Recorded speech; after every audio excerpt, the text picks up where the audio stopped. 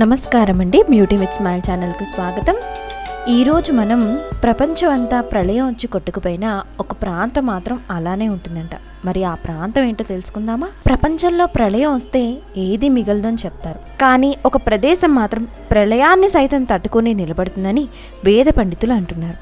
ఆ లయకారకుడైన పరమేశ్వరుని చేత ప్రతిష్ఠితమైన వారణాసియే ఆ ప్రదేశమని, అంత గొప్ప ప్రదేశం భారతదేశంలోనే ఉండటం ఎంతో గొప్ప విషయం అని వేద పండితులు అంటున్నారు.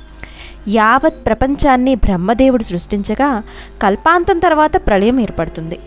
వారణాసిని మాత్రం ఆ లయకారకుడైన శంభునాథుడు సృష్టించాడు. అందుకే ప్రళయకాలంలో వారణాసిని తన శూలంపై నిలబెడతాడని నమ్మకం. పరమేశ్వరుని చేత ఈ నగరం ప్రతిష్టమైనదని, అందుకనే ఎలాంటి ప్రళయాలు సంభవించినా ఆ నగరాన్ని మాత్రం నాశనం చెయ్యలేవని కూడా శాస్త్రాలు ఘంటాపథంగా పలుకుతున్నాయి. ఈ వీడియో మీకు నచ్చితే ఒక లైక్ కొట్టండి.